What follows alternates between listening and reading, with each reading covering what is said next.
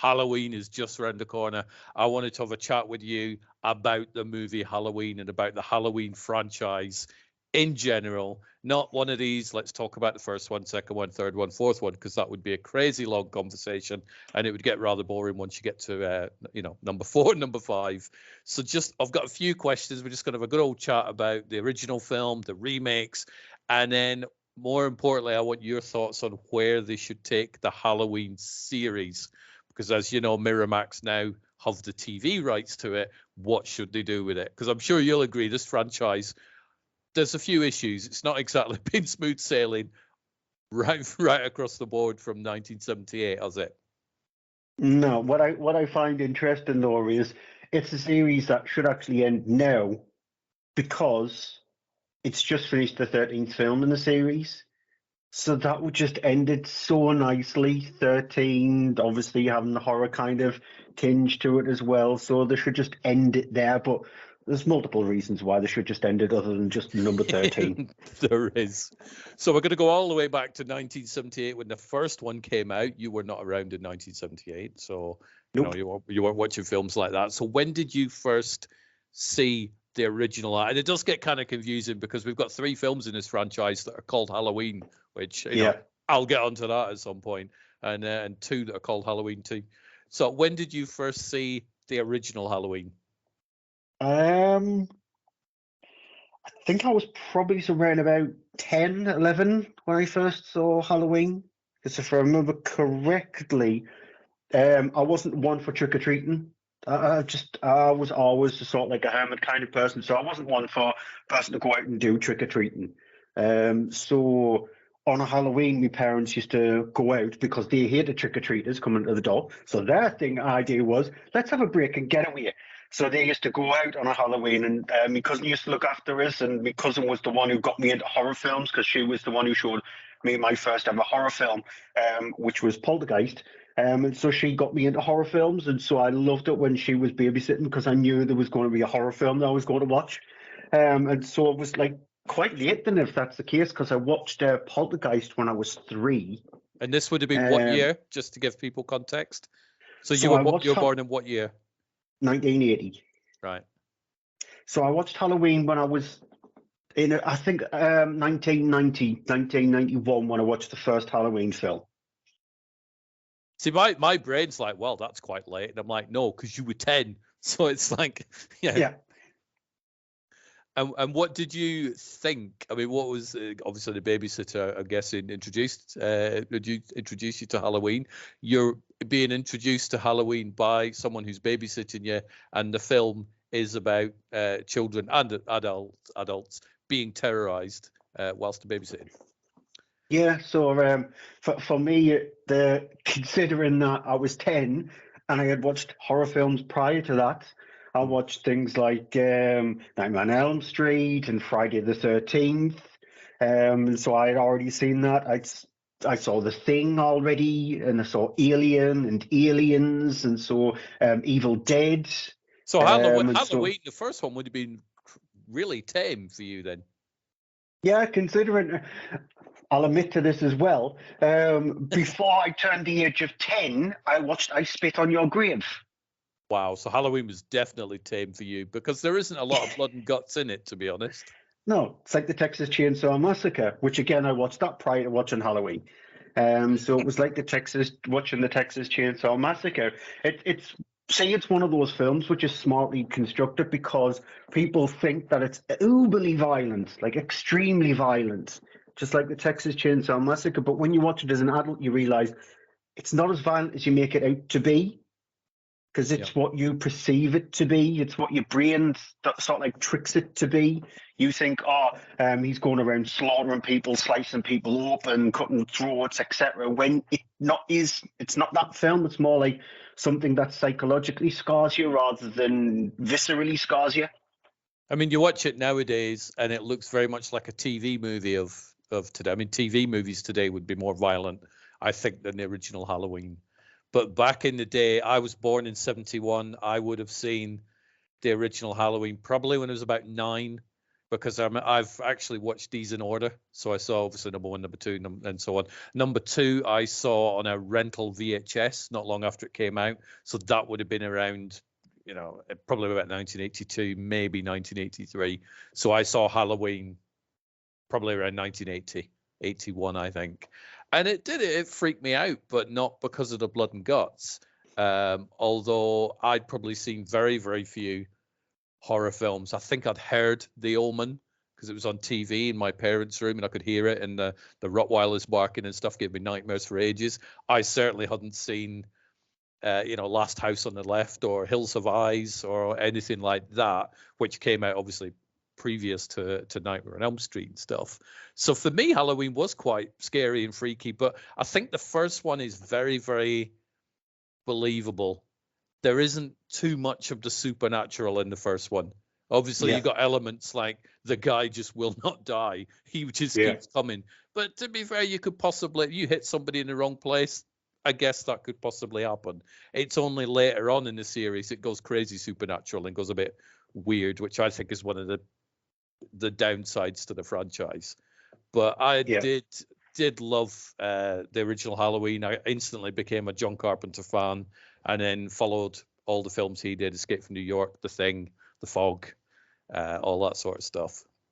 Yeah, but as I said, surprisingly, because I watched The Thing prior to watching Halloween, I already knew of John Carpenter before going into Halloween. So I thought, obviously being 10 years old, I sort of had a grasp on horror films and sort of like basic films in general, but not as much as now. But I thought The Thing was John Carpenter's first film. And so I thought I was actually going in order kind of thing, but finding out it wasn't, and he did films prior to that. But then watching, because when I did watch Halloween, I actually watched the first 5, because the 5th one came out in 89. So I had watched the first 5 within the space of I'll probably say about a month and a half, because my cousin used to babysit us once a week. And so I had seen the first 5 Halloween films in the space of a month and a bit. Wow. But by then, just to catch up on them, because I didn't even know there was a second or third or fourth or fifth one. And being a kid, the age of 10/11, it's sort of like I didn't care how cheesy and stupid and over the top 4 and 5 actually were. I still quite enjoyed them, and then watching them more as an adult, you realise, oh my God, those are terrible. Yeah. I like to pretend there are only 3. It's like 1, 2, and Season of the Witch. Have you got any favourites out of the whole run? I know a lot of your thoughts on the later Halloween movies, which I'm sure we'll touch upon anyway. But we've had 13 films. They always say that the third one didn't have Michael Myers in it. It does in a tiny little. He's on TV, I think, for 10 seconds. So technically, it does have him in it. But any favourites amongst the series? Real net the first one. So push that one to one side. I do really like Season of the Witch. I thought it was a really smart film not to include Michael Myers. It was just nice to actually watch a film that was about Halloween rather than about a character. It was about the holiday itself.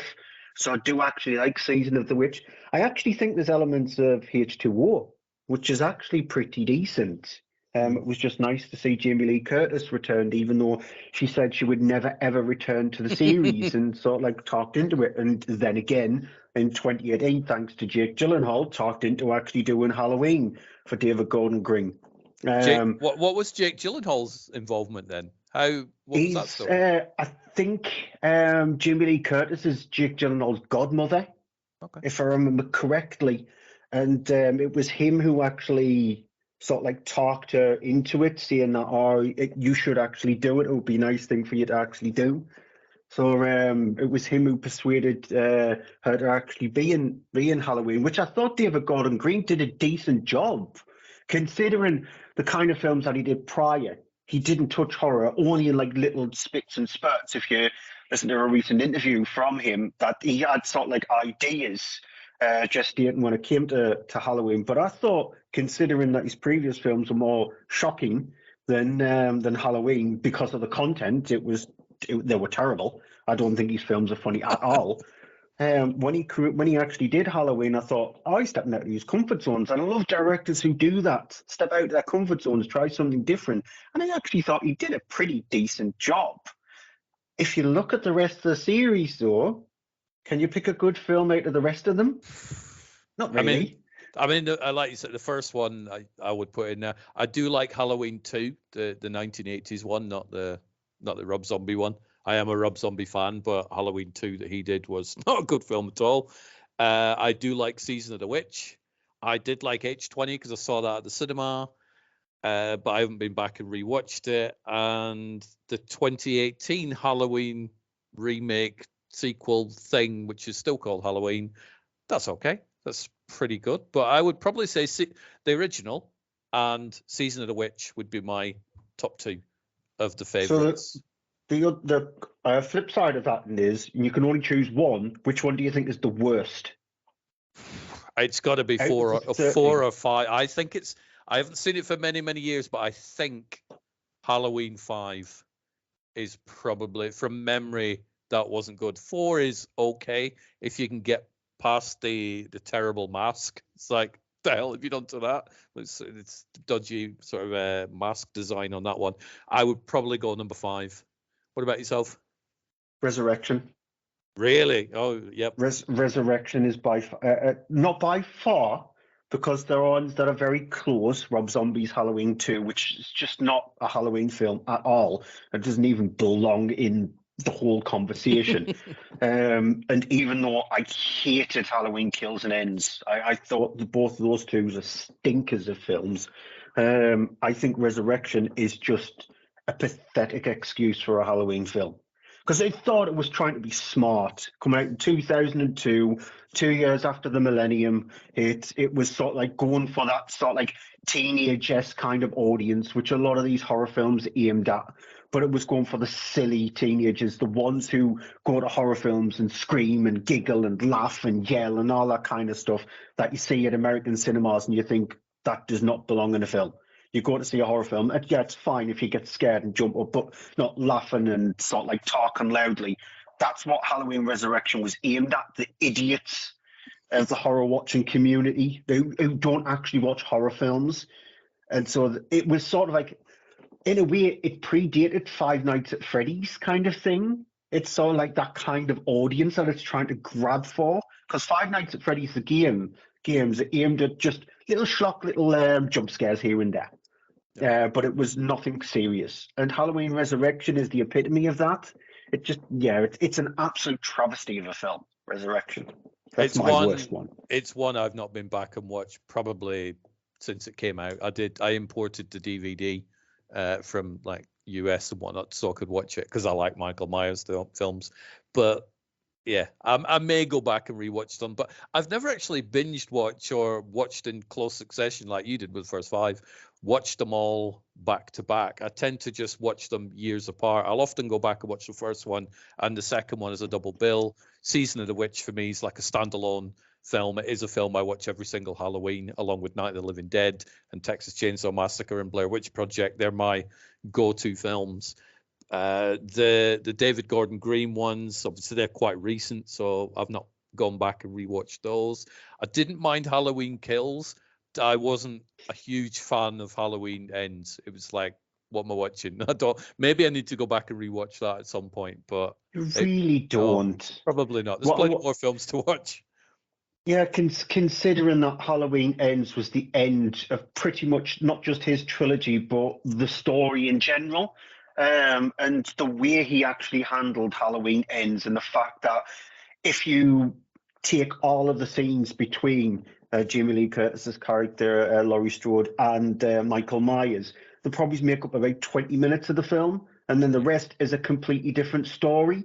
So if you're going to do that, either introduce that at the start in the 2018 Halloween, and then you might have had an audience that was sort of like on board with it, or keep that idea for a completely different film, because it was a completely different film. It was sort of like taking elements from what Rob Zombie introduced in his Halloween films about supposedly manipulation, and also to the latter end of the Halloween first 6, where it was all about a cult and supposedly Michael Myers was sort of like created, so he would be the next Antichrist kind of thing. Sort of like took elements of that kind of thing and then threw in a serial killer. And Michael Myers was never a serial killer.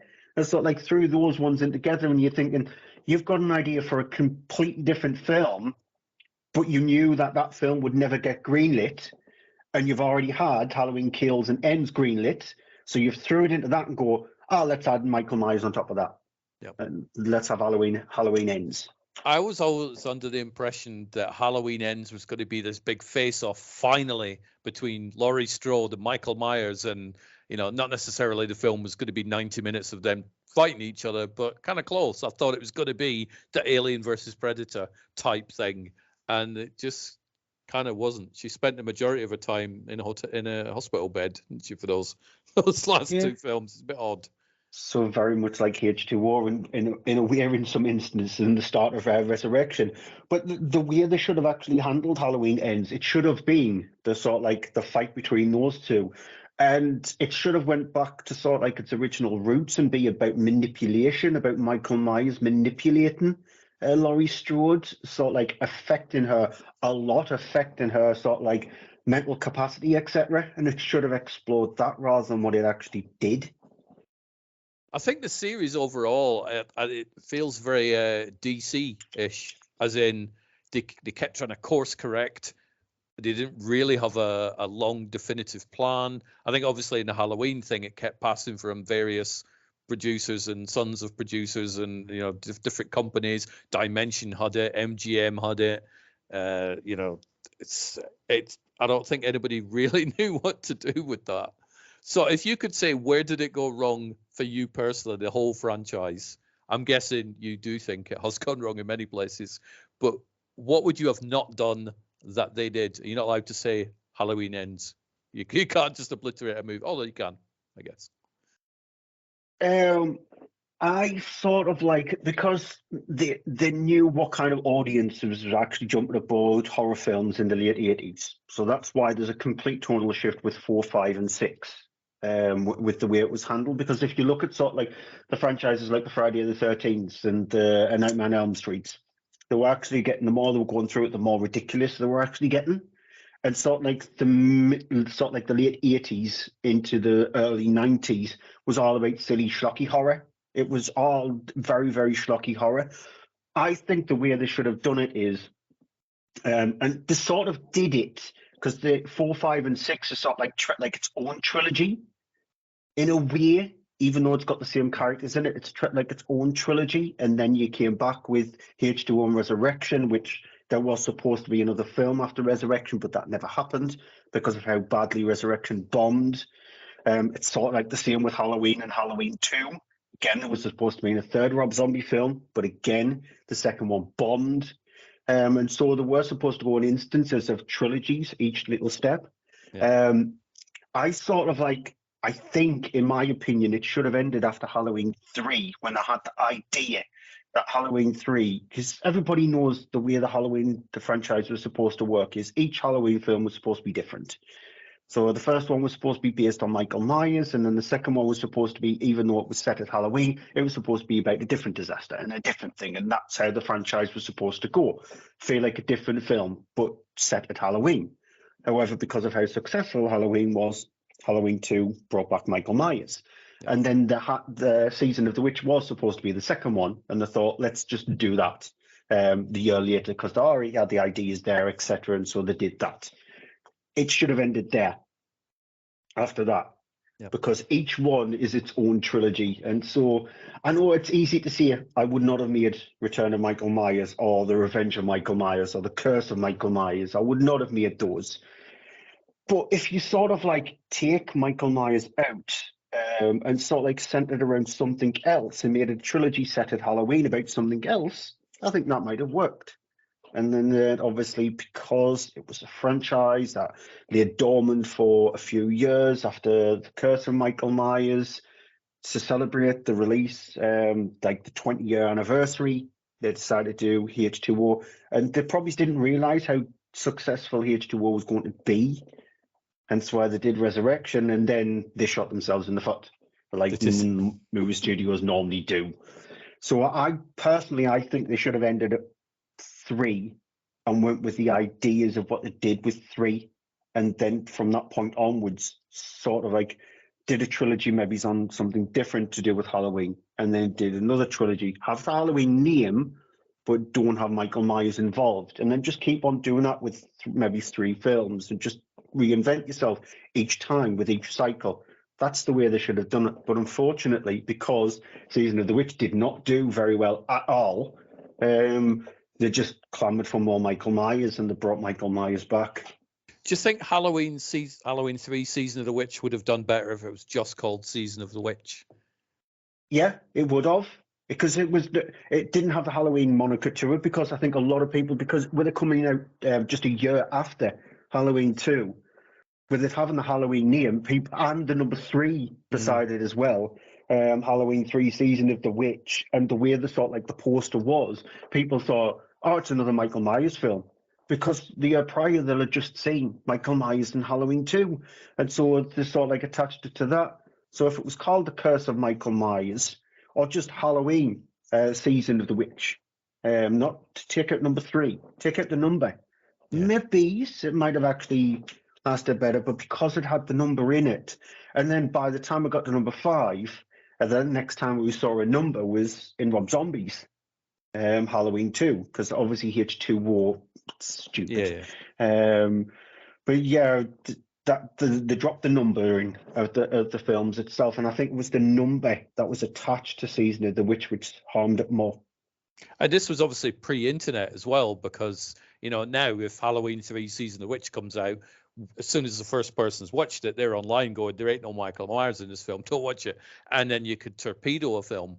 But back then, you probably would have been newspaper reviews and generally word of mouth, do you think? It's like, oh, I'm going to go watch Season of the Witch. I like Michael Myers, so you do know he's not in it. Oh, other than that type of thing. It would have been a slower collapse, I think. Because it was so limited on how you could actually get your ideas on what a film was out there. As you said, it was either newspapers, magazines, radios, televisions. It was those 4 main things. That was what you used to advertise your films.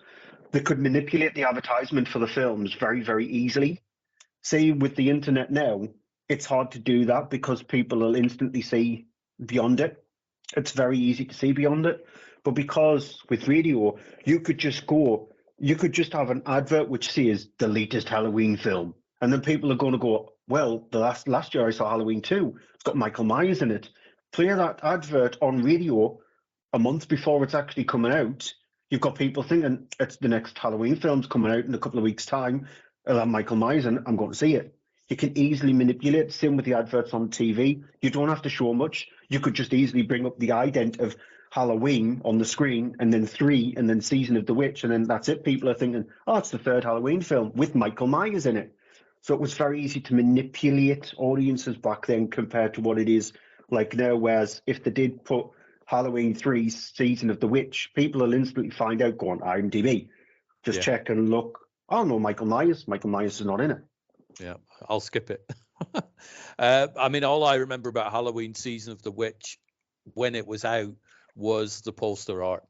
I went to my local triple screen cinema, and that was one of the films showing, and I remember seeing it. I wasn't old enough to go in and watch it, so I ended up seeing it on a TV broadcast. It was a VHS rental. I think Thorn EMI released it, and they released a cut version, and it was only slightly cut, but I think there was like the eye gouging scene where one of these androids, I don't even care, there's robots in it, it's fine, whatever, where they gouge eyes. But then there's also a scene where a woman's messing around with the medallion on the mask and it shoots her in the face, and then that it sort of cut after she got shot in the face. And on the TV broadcast and now on subsequent DVDs and Blu-rays, you see all these bugs and stuff coming out of her mouth, and that freaked the hell out of me when I first saw those scenes. It's a nasty film, but I love it. And I think if I'm ever doing a list of the best endings in movies, Halloween Season of the Witch that's a cracking ending. Very ballsy to end it on a do they do it, do they not? And obviously to this day, we still don't know whether Tom Atkins is successful in getting them to stop playing the advert. What do you think? Do you think he was successful, or do you think the whole world was screwed?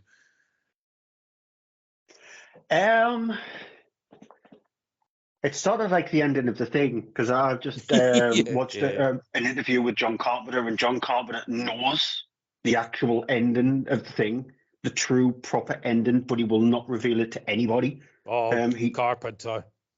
Yes, so he knows how it actually ends. Sort of like with that, in my twisted brain, I think the world is screwed. Yes, same. Yeah. That's the way that's sort of like my horror brain is thinking. Wouldn't it be interesting if the world was actually screwed, rather than just go, oh, everything's nice, it's tied up in a bow, and it's just everything just stopped, and no more bad guys and nothing, no more evil. And I'm just going, it's a manipulative film. It's sort of like reminiscent. I think if you watch it now for the first time, you will go, whoa, that's sort of like manipulating people the way this film is actually playing out. And so it sort of like replicates society perfectly. And so I'm sort of like in that kind of camp, the person who's thinking it has actually infected more than this small town where it's actually happened. It's affected a much more wider field. I want to see that now. I actually really want to see how it has affected people. Same. I mean, you can go on Twitter or whatever platform, you can put a little GIF of the Silver Shamrock advert, or even just type have you got your Silver Shamrock masks? You will always get people who know exactly what you're on about. So the film didn't do well on its release, neither did The Thing. But I think it has developed a nice little following, Season of the Witch. Not quite as big a following as John Carpenter's The Thing, but it's definitely doing better now than it was at the time, I think. Yeah. That sums up 80s horror in general, actually, especially the schlocky sequels and original films, because Evil Dead got absolutely battered when that originally came out. As you said, The Thing got destroyed. Roger Ebert really hated the film. And so loads of films which we think are iconic now got absolutely destroyed, including things like Season of the Witch, that got destroyed. But as an adult now, when we watch them, it's sort of like it was designed for it to actually work when you were an adult rather than when you were watching it when it was originally out. So we reevaluate things a lot more so because of when we grew up. I honestly don't see that people who were born in 2010 will have seen, say, Avengers for the first time in when they were 10, so in 2020. I don't think they're going to reevaluate films the way we have reevaluated films. Because if you were born in, say, 2010, you sort of like had the semblance of the internet. The internet was actually beginning to grasp more of society. And so the way kids were actually brought up or are being brought up with technology, we weren't brought up with that kind of thing. So we can easily reevaluate them because it's us, in a way, sort of like seeing it in new eyes and in new guise. Whereas with something like an Avengers or an Iron Man or the latest DC film or something like that, I don't think people are going to reevaluate films the way as much as we have. So what do you think? So you take some 10, 11, 12-year-olds nowadays and you sit them down and you make them watch, or not make them watch, obviously they would choose to watch it, John Carpenter's original Halloween. Do you think they would like it? Or do you think they'd be like, this ain't scary? Maybe in the same way you feel for The Exorcist. Because I know you're not a huge fan of The Exorcist. I think if you'd maybe have seen it when it came out, maybe you would have different thoughts. But do you think kids wouldn't like it, and why? Why not? No, because again, kids are brought up differently. With each generation, people are brought up completely different. And so because of everything that's actually going on, I know the atrocities that happened in the 70s and 80s, we got them on TV and in newspapers. Atrocities these days are so easily to find information in regards to it. The internet is only 10% of what everybody sees. 90% of it is the dark web. And you can still get access to that. And so you can still see real life killings, murders, things like that, the atrocities. So I think a lot more people are desensitized these days, even though you get a lot of people who hate horror films, and you've got sort of like the ramp up of gore in movies as well. I think a lot of people, they're just brought up differently. A lot of movies these days also are made for audiences that are in sort of like the teenage bracket. between, say, the ages of 10 to 15, Five Nights at Freddy's, for example, and that was cut down in a lot of the violence because it wanted to reach a wider audience. And that's what they do. And so that's why you see very few 18-rated films now released in cinemas that go straight to Shudder or Amazon or Netflix. And kids can actually see them whenever they want. I know parents can actually lock each one of those and have a parental version of it, not Shudder. But do they? Do you No. think, how many parents, probably a tiny percentage, actually bother to... I mean, when I ran the video store, very few parents actually gave two shits about what certificate a Child's Play film was. They didn't care. They really did. It used to really annoy me. I used to be like Basil Fawlty or whatever with them. I'm like, you do realize it's an 18? You're like, hey, your kid doesn't look 18. Oh, it's fine. I'm like, he looks about 6. Oh, it's fine. I'm like, oh my good God. So even before the internet, that was going on, but I think it's probably worse. It's a lot worse because it's so easy to be able to get your hands on these films these days. You just throw on Netflix and there you go. There's a horror section because there's horror sections. And so when you're a video rental store or a DVD rental store, you have to actually physically go in, pick up the box, look at the artwork, turn it around, read the artwork on the back, and that's it. That's all you had. Or when you rented the movie, you get the trailers at the start. You always watch the trailers, no matter what, before the film actually begins. And so that's the only way you get sort of like the information of the films. These days, you can just instantly switch on Netflix and it'll start automatically play its trailer. In most instances, and so you can instantly see what is happening in Scream 6, the trailer for Scream 6, as soon as you load it up, or you can see what's happening in The Exorcist Believer as soon as it loads up, and things like that. So it's easier to grab onto those kind of films these days, and the audience is completely different to what the audience was like in the 80s. Like Halloween would not work if it was that Halloween, the 1978 Halloween, if that was released now. People will just look at it and go, it's a slow burner, boring film, and that's it. There's no over-the-top violence or anything like that. It wouldn't find its audience. That's why when you watch Halloween, Halloween Kills, and Halloween Ends, they have a completely different feel to the original Halloween trilogy because they need to actually be created for that kind of audience, and the audience these days sort of like want blood, want gore, want insanity. And that's not what Halloween and even Halloween 2 was actually about. It wasn't about that. So they just would not work these days if they were released in the frame that they were made back in the late 70s, early 80s. So what do you want from a Halloween film? This is a slightly different question than where you think the series should go. But you've mentioned that audiences nowadays want X, Y, Z. What would you personally want from a Halloween movie? I don't want Michael Myers. I honestly don't. I think we've had enough. And if you take out sort of like the part of the equation where a lot of people would not watch it if Michael Myers was not in it, if you just ignore that, I want sort of like the Halloween holiday as a thing to be sort of like investigated more so. I know you've got other films out there which are set during Halloween, but you've only got one franchise which is called Halloween. And so I want them to sort of like explore Halloween, maybe look at different countries and how each country sort of like does Halloween or handles Halloween and send a horror film around that. Obviously, the first one will be about the way the Americans actually handle it, but just don't go straight into it like America. In a way, sort of like the way Bird Box has done it, even though I don't like the two films. Bird Box and Bird Box Barcelona. Bird Box Barcelona was sort of like about what's happening in Barcelona. Wreck and Quarantine. Wreck and Quarantine is sort of like, Quarantine is the American remake of Wreck, but Quarantine 2 is not a remake of any of the Wreck films. It's actually set between the instances that happen between the first and second Wreck films. So when they're happening in Spain, that stuff in Quarantine 2 is actually happening in America. And so they sort of like could do it like that. But yeah, I would prefer not to have Michael Myers in it. But I think we're completely done with Michael Myers. See, I'm going to go slightly opposite. I want to keep Michael Myers. I want to get rid of any reference to the cult of whatever, the Samhain cult or whatever it is. Get rid of any supernatural element type thing. Take him back to kind of how he was in the first and the second one. But if I could do like a hybrid of the Michael Myers character, but put him in a film or TV series actually, because we'll chat about Miramax and what they should do, but they won't listen because who listens to us when it comes to running studios and stuff? They should.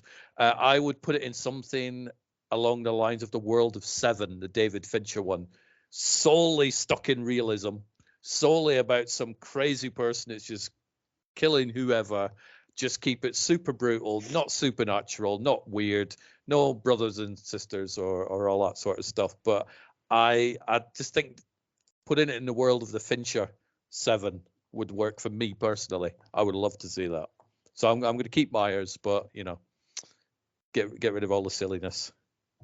Yeah, or if they want to go sort of like down the Myers route, do it then where it's a copycat killer in a way, somebody who was sort of like looked at the murders that happened in the previous Halloween films, or if you want to sort of like aim it at today's society, make it very meta.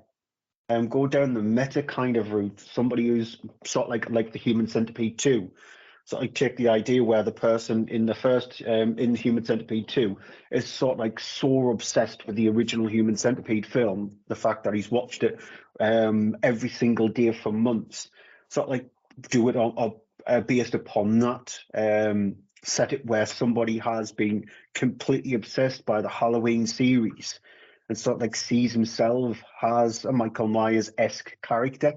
So sort of like don't have Michael Myers in it, but have the sort of like the memory of Myers there and somebody reenacting what Michael Myers has done. Just don't have it set in like a Big Brother type household, or you're going to end up trampling around resurrection territory again. Yeah. Or My Little Eye or something like that, which you don't even want to copy that. I've seen that one. I can't remember much about it, but I can remember the box art, and I can remember having watching it. It was a Momentum film or a Metrodome, one of the two. Where do you think they will take the Michael Myers TV thing? Down the sewer. They'll just rehash. They'll just rehash what's I think the sort of like elements of Halloween and Halloween 2. That's all they'll just do. They'll just take that and sort of like chop it up and make it into a TV series. They'll just sort of like with the first few episodes, they'll explore like the background of Myers when he was a little boy, and then start to become the killer that he is. And then throughout the rest of the series, it will just be him sort of like trying to be stopped by either Laurie Strode or a Laurie Strode-esque character or somebody in Strode's family. They'll just go for the easy way out. That was one of the interesting things about Rob Zombie's first film, I think, was going back a little bit at a different route to the original Halloween and showing Myers as a kid. I think the second half of that film was just like a highlight reel of a remake of the original Halloween. But the first part I thought was interesting. Yeah. It was the Devil's Rejects Halloween. Yes, it was.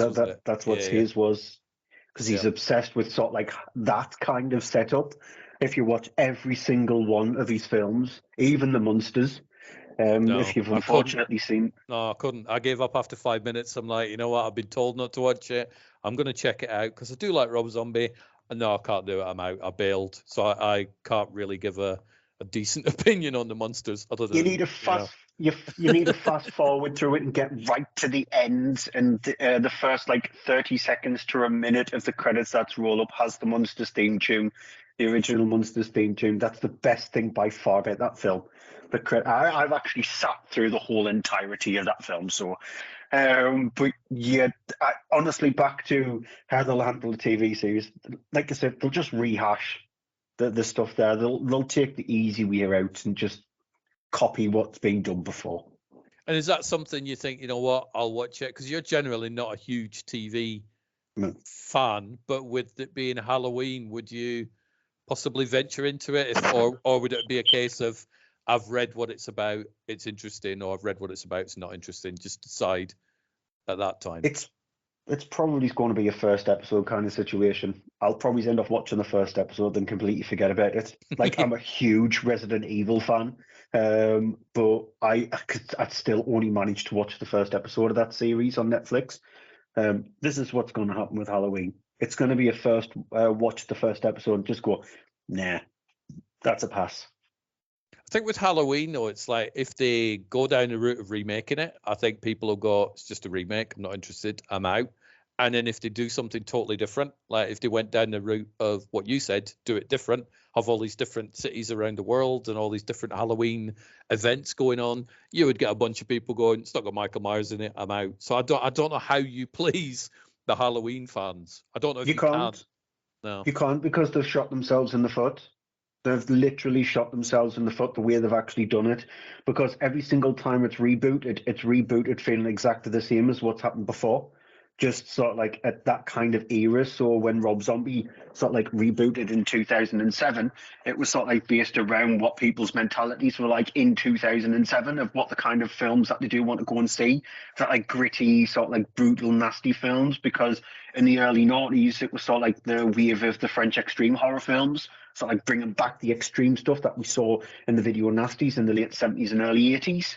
And so obviously the way Zombie did it, he was looking at his previous films, House of a Thousand Corpses, Devil's Rejects, etc., and sort of like making them gritty. That was his oeuvre. And then when obviously David Gordon Green was brought into helm Halloween, he sort of like needed to bring it more up to date and centered around more sort of like what society is like now in the late tens. So that's the way they did it. And so we're just rehashing each sort of like era, but just making it more up to date, and that's it. And so they shot themselves in the foot when they did that. They had the chance when Resurrection did absolute terrible numbers at the box office. Rob Zombie had a chance to sort of like reboot it, but he didn't do it. And he, as you said, he did in the first part, the first half, by centering around young Myers and seeing what he was like. And if they ran with that, that might have helped a lot more so. But no, because they went, oh, we need to bring back old Michael Myers and the normal Michael Myers that everybody's used to. They shot themselves in the foot. Do you It's like think with that? Do every you think that? Do you think that was the studio that went, seriously, Rob? You can't have a whole film with this young kid. You need Yeah, to have a highlight reel or whatever. yeah. Yeah. Yeah, it's been the same with every sort of like franchise. If they made a Nightmare on Elm Street without Freddy Krueger, would that work? No. If they made a Hellraiser film without Pinhead, would that work? They tried it, didn't work at all. If they did it with Friday the 13th with no Jason Voorhees, would it work? No, it Didn't. wouldn't. No. Ghostface if Ghostface is not going to be in the next Scream film, would that work? No. When you establish a character in a film franchise, if you take that character out of it, will it work? No. Will it work if you put the character in it? 13 films into it, the audiences are going, oh, well, maybe it might work, but it's just rehashing the same thing again. So when you do that, yeah, it's nice to have a brand new horror icon like Terrifier, Art the Clown, or what have you. How much is he going to milk the franchise with Terrifier? I hope he's smart and just ends it at 3, but I think he might be a little bit more smarter than some of them because I think he's got ideas of what to do with the Terrifier franchise without Art the Clown, because you've got elements of that in Terrifier too. But when you look at something like a Halloween, these days you can't have a Halloween film without Michael Myers. And But it's I like, want them to actually try it because you've got a TV series, and so if you want to sort of like try it and test the waters, do it with the TV series because it's probably the perfect place to do it. you could do it like American Horror Story does it. I know they do tie into a lot of series, but this season's about this. The next season is about other stuff, but there may be little links, and then the third season is about this. So you could definitely get longevity more. But I think what you're saying about if you build up Michael Myers and then don't have Michael Myers in it, people don't like it. If they'd have time traveled back and listened to you, we would have had the 1978 Halloween, then we would have had Halloween 2, Season of the Witch, and then number 3 would have been something else without Michael Myers in it, and the franchise would probably be more successful than it was. Because I was looking at how much money it had made, and obviously the first film did really well compared to the budget, but overall, out of 13 films, it's not huge. It's not as big as I thought. Again, Saw. They took the Jigsaw out of it. The Spiral did absolute terrible at the box office, whereas Saw X has actually done pretty decent because it's got Jigsaw in it. So when you establish your franchise with a character, it's really, really difficult to sort of like take that character out of it and continue on with the franchise. You've got to think very, very smartly on how you're going to handle it. I think the two examples of where they took an established franchise and sort of like worked smartly with it is The Exorcist with the TV series and Hannibal. Yeah. With the TV series, because yes, it had Hannibal Lecter, but the way they sort of like looked at that was so smart. The way they actually did the TV series compared to the way they did the films. So like they had, yes, they've got the character of Hannibal Lecter in it, but the way they thought about how to do it, that's what they need to do with Halloween. They need to sort of like look at how they actually brought together Hannibal and sort of like do that with the Halloween series if you're going to have Michael Myers in it. And it's like the Halloween franchise. I've been back and I've watched all the Elm Street films in order, and it kind of works. You know, it's fine. You could do it with Friday the 13th. That kind of works. With the Halloween movies, it's not a series that kind of works if you watch it all in a row, because it is literally all over the place. It's a bit like the X-Men franchise. It's just like, what are you lot doing? It's like you sort of mentioned earlier. It's like lots of little trilogies and, you know, little half trilogy, you know, weird. It's a very odd series. It is, because I find it interesting though when you see these things online where it says, "What's the best way to watch a film series? In what order should you watch the Saw films, or in what order should you watch the Friday the 13th films?" You can't say that with Halloween because it's sort of like it's schizophrenic in the way it's handling it with exactly the same characters that it has. So it's going, oh, we could have an unstoppable serial killer. We could have somebody who was sort of like possessed. We could have somebody who's just like a normal kid who's psychopathic and killed his family. We could do that, but yeah, it's hard to actually put them in the order where you should actually watch them because they just did not know how to handle it properly. I think 1 and 2, you watch those together and then you have a break. You watch number 3 on its own, you're fine. You can watch 4, 5, 6, H20, and then Resurrection. The 2 Rob Zombie films you can watch sort of together, although good luck with the second one. And then you watch the David Gordon Green ones, and you know, good luck with the third one and that one. But it's an odd series. I think. Do you think the first one deserves its iconic status? It's probably a bit of a loaded question because yes, I think it does.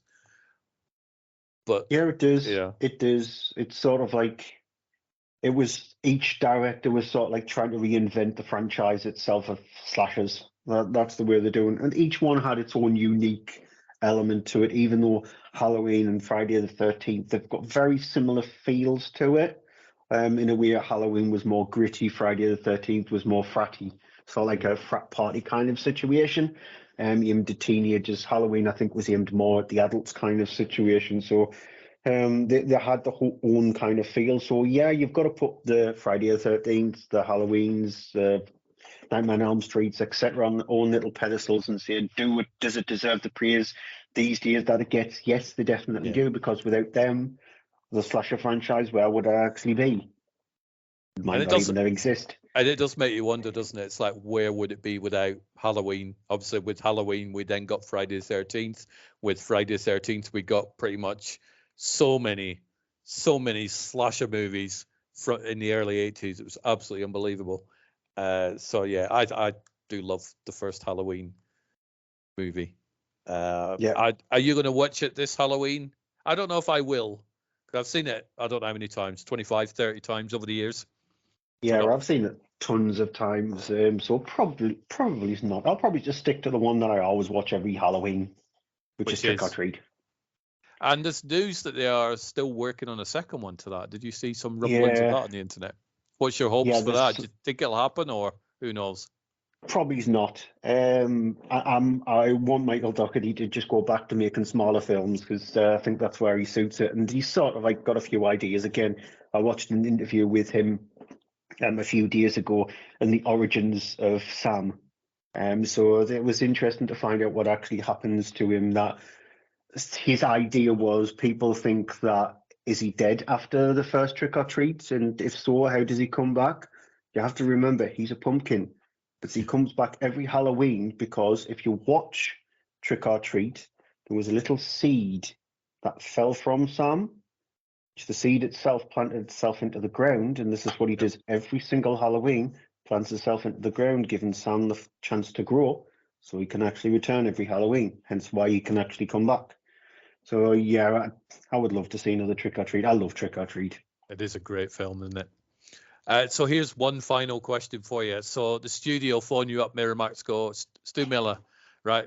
We've got the rights to the Halloween TV rights, or movies or whatever. You could do whichever, but we want you to choose the director for it. Who do you pick? And the director will have to say yes somehow with some weird Halloween Samhain magic.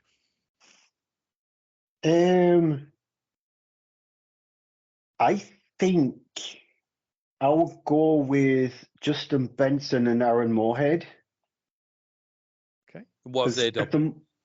At the moment, they're directing the first part of season 2 of Loki.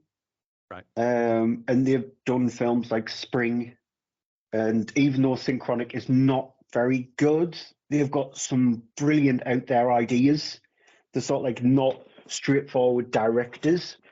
And I think Justin Benson and Aaron Moorhead would actually be a good sort of like fit for the Halloween franchise, because yeah, they might go slightly cerebral, but I think they've got some really weird and interesting ideas inside their brain. So I think I would go with those two, Justin Benson and Aaron Moorhead.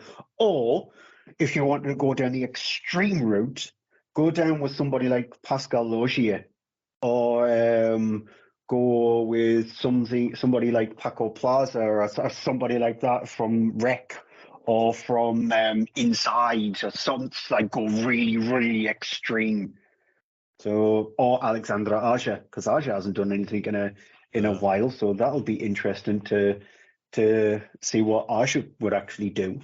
That would be pretty good, actually. Yep. Well, I'm going an easy one. I'm going to my earlier suggestion, David Fincher.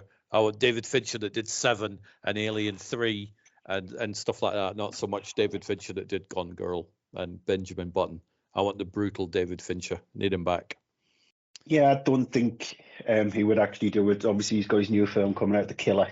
No, he will do it. He will do it because we've got some Sam Hain Halloween magic that's making him do it. But no, I don't think he would. But that'd be my choice. But then listening to the names that you've rattled off, like Alex Aja, I'm like, that could, might change my my thoughts on those guys.